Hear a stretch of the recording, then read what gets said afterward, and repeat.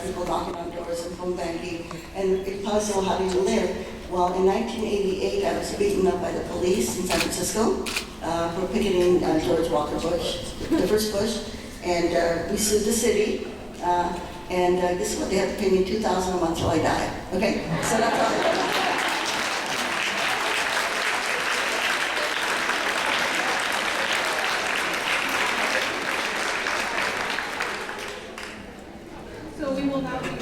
Q&A period. There will be two of our LCA members walking around with microphones. If you do have a question, just speak one of them and we will try to get all of your questions answered.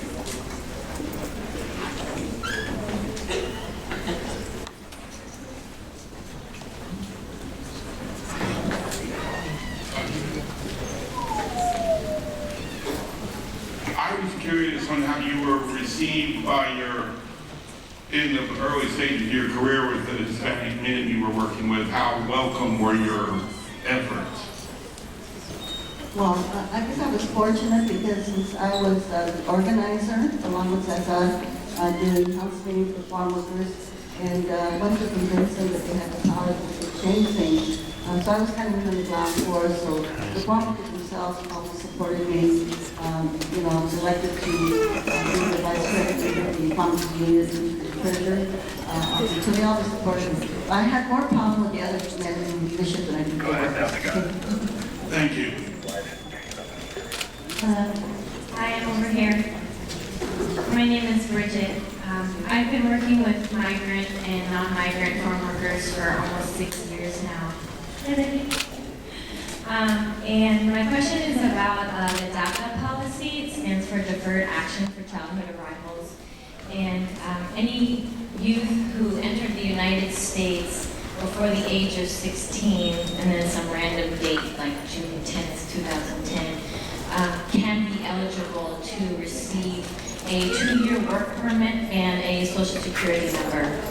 And the problems that I see with this policy is that it does not allow them to continue on to higher education. And one of the eligibility requirements is that they have to be in high school or trying to get their GED. So I don't understand why the school is part of the component for eligibility when they're sort of blockaded when they want to continue their education to a university. And I would like to create policy change, and I don't know what my next step is.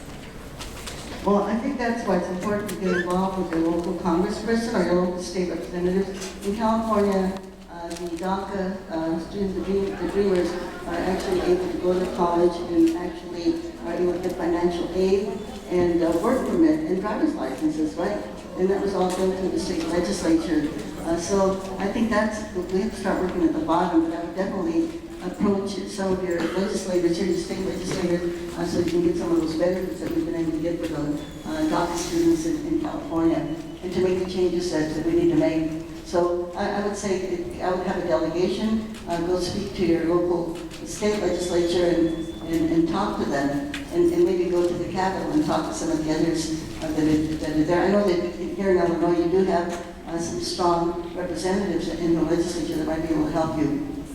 But again, it comes from the bottom. And maybe here, with this, if you're at the school, you can get petitions signed and postcards. Make a little postcard, pass it around, and have all the different students sign it. In the meantime, not only could you get support of the Latino, maybe in other organizations, but also a lot of the young students that don't understand the whole immigrant issue or the policies, you can educate them in the process by helping them get them to sign postcards also. You can print your own postcards, and then I would deliver them. You could do a little press conference, and deliver them to your legislators so they can pass some of these laws. And this election, by the way, is going to be really crucial too, because we know that some of the people in the Republican Congress right now, they've actually got the immigration bill kidnapped, you might say. They've got it in committee, they won't let it out of committee in the House and the Judiciary Committee. If they let it out, it would actually pass, because they have the votes to pass it, but they just got it in there. So it's important also that you all talk to your Congress people from this area and get the support for immigration reform. And hopefully, like local community colleges that aren't accepting the Social Security number that they're awarded through DACA, through to apply for FAFSA.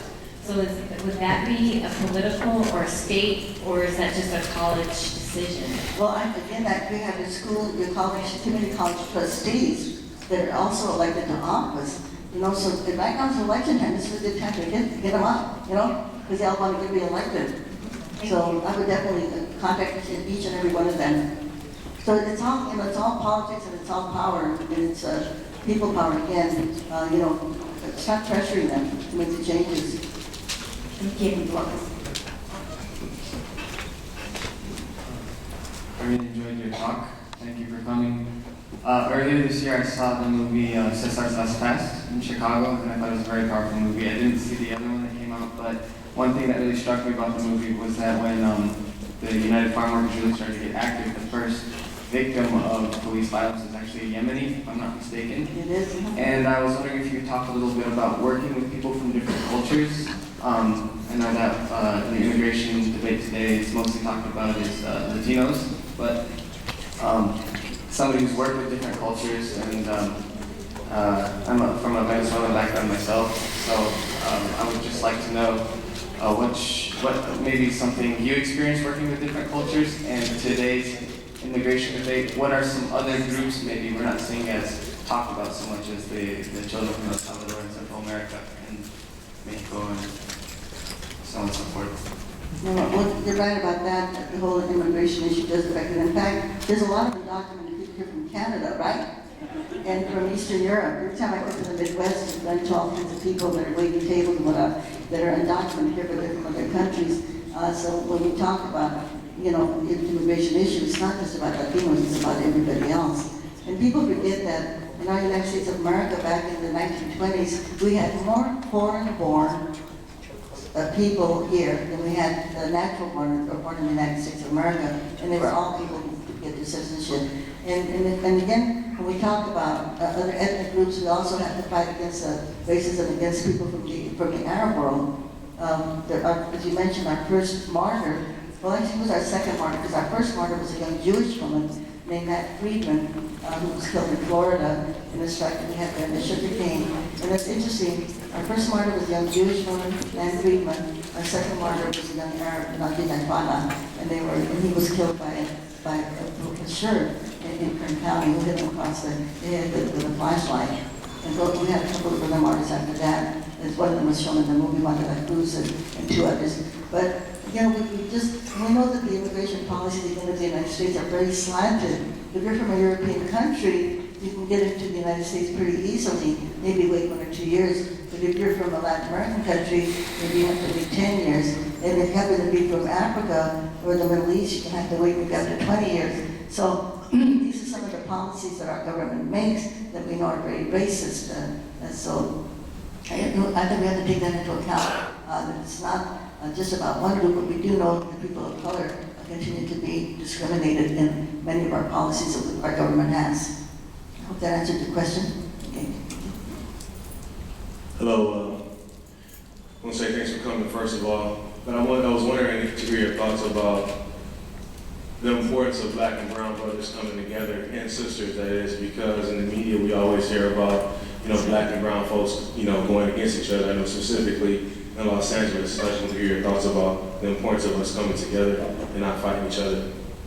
Well, I think it's extremely important. I was really lucky where I was raised in California, in Northern California, a town called Stockton, where we were all mixed, you know, in our neighborhood. At the time I grew up and I was little. And it really helped me a lot, I think, growing up, because I was able to eat with chopsticks when I was 7 years old, visit my Japanese friends and eat their food. And I had my African-American neighbors next to the Smith family. So we all kind of grew up together. It was so great. And I think when we are segregated the way we are in our society right now, then, you know, it's really hard for people to connect. But I think in order for us, we have to really make an effort to make sure that we come together as peoples.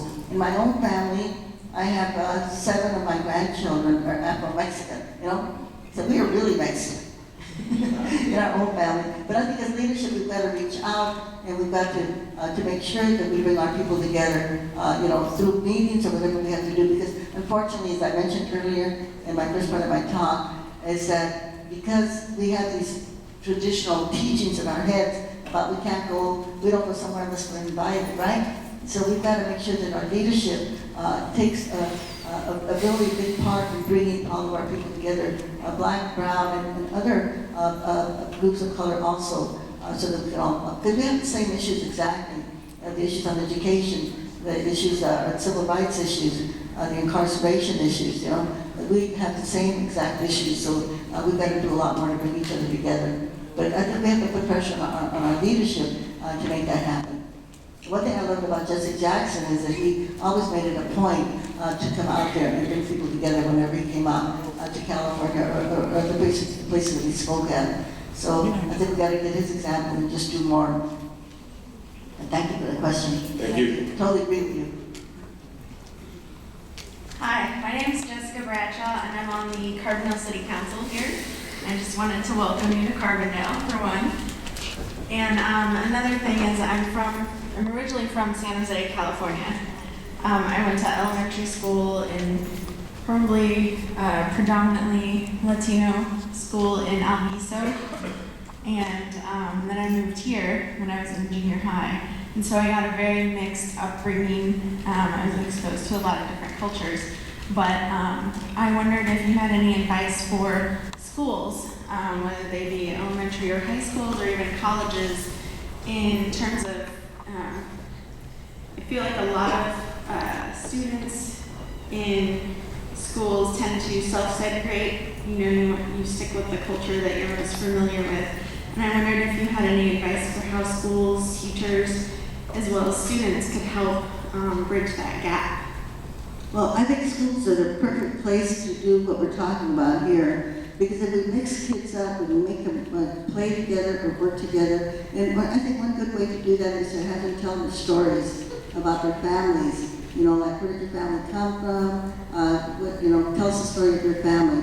What is their history? But make them tell each other the story so that we can mix them up. And I think, especially for white kids, that it's important for them to know what the stories of struggle are. What people of color have gone through in this country, because oftentimes you're not going to get that from their families, because their families don't even know, because their families were never taught that. But that we have to start breaking down the gaps that we have, the ignorance that we have between our peoples, and I think it's a good way. Another thing is just to do it formally in assembly when you bring them together.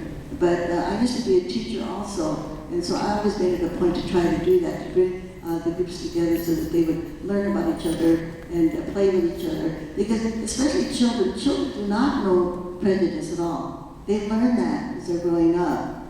So we can get them as I don't know, like what grades you're talking about. Well, I mean, in elementary school, I was taught a lot of, I was taught Mexican Independence Day. We had a carnival every year for Cinco de Mayo. So there was already a lot of that there, but I don't think it happens in every school. Well, I think that if you make it a point to have ethnic studies, put different groups, and it could be not just the Latinos, it could be the Irish, it could be the Italians. When I was a teacher, I used to do that with my kids. I would say, okay, tell us about your family, where your family came from. And I would have them, if you're Chinese, get up and write some Chinese words on the blackboard. Some of them are from Greece or whatever. Tell us something about your family. And the kids love that. I remember once when I was a substitute teacher, one day I had to do a substitute, and this kid said, I wonder if we're going to have a Mexican or a Filipino substitute today. And so I'm going to get this little kid. So then I asked them all. The next day, I said, okay, I want each one of you to go home and ask your parents where your family came from. And the kids that were in the room, like the ones that already, the Mexican kid, could you say something in Spanish, could you say something in Italian? And they did that. The next day they all came with flowers and apples, And some of the kids, poor kids, they didn't know where their people came from. They had no clue. Nobody ever told them. They just knew that they were white, but they didn't know who their grandparents were or how they got here. But I think if people share stories, it's a really good way to bring people together. Thank you. You're welcome.